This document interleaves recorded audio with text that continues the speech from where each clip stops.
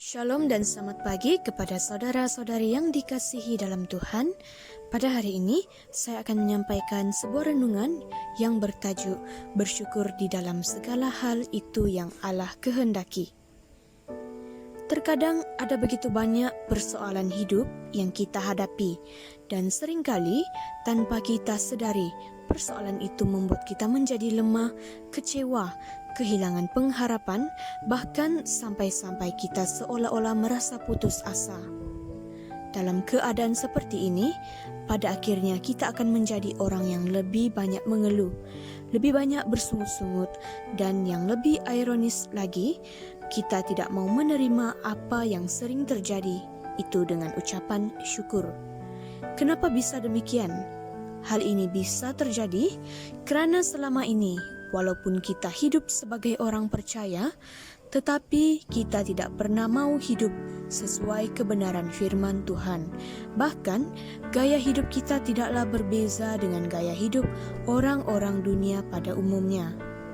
Hal ini bisa terlihat dari cara hidup kita, di mana kita akan mengucap syukur kalau kita menerima berkat yang menyenangkan hati kita, seperti mendapatkan berkat berupa uang yang cukup banyak, bisa memiliki rumah baru, kereta baru, motor baru, gadget baru, dan berbagai hal lainnya yang kita anggap hal itu menyenangkan. Barulah kita mengucap syukur. Padahal sebagai orang percaya Allah menghendaki supaya kita mengucap syukur di dalam segala hal. Firman Tuhan katakan di dalam 1 Tesalonika 5 ayat 18, mengucap syukurlah dalam segala hal, sebab itulah yang dikehendaki Allah di dalam Kristus Yesus bagi kamu. Kalau dikatakan mengucap syukurlah dalam segala hal, maka seharusnya kita praktikkan itu dalam seluruh gerak hidup kita sehari-hari, termasuk di saat kita sakit. Kita dikecewakan orang, kita disakiti oleh orang lain, kita difitnah, kita dihina, kita dianggap rendah oleh orang lain, dan masih banyak lagi hal-hal lainnya yang mungkin itu sangat menyakitkan bagi kita. Atau bahkan hal itu bisa membuat kita merasa begitu menderita. Kita harus mengucap syukur untuk semua itu. Karena itulah yang Allah kehendaki dari hidup kita. Salah satu contoh sederhana yang menunjukkan bahwa seringkali kita belum bisa mengucap syukur di dalam segala hal. Misalnya, biasanya di saat kita sakit, maka yang kita lakukan adalah berdoa, meminta supaya Tuhan melakukan mujizat kesembuhan.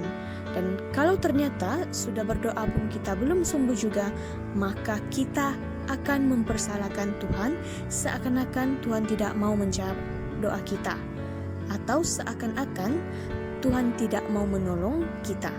Dan hal ini bisa terjadi untuk berbagai masalah lainnya. Artinya yang selalu kita inginkan adalah semua yang kita pandang itu baik bagi diri kita.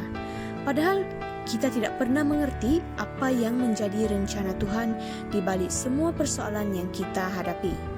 Mengerti akan kebenaran ini seharusnya sebagai orang percaya, apapun yang terjadi, apapun yang kita alami, kita harus mampu mengucap syukur di dalam segala hal. Untuk hal yang satu ini memang tidak mudah, namun itu yang harus kita lakukan jika kita mau benar-benar menjadi anak-anak Allah yang selalu hidup, menyukakan dan menyenangkan hati Tuhan.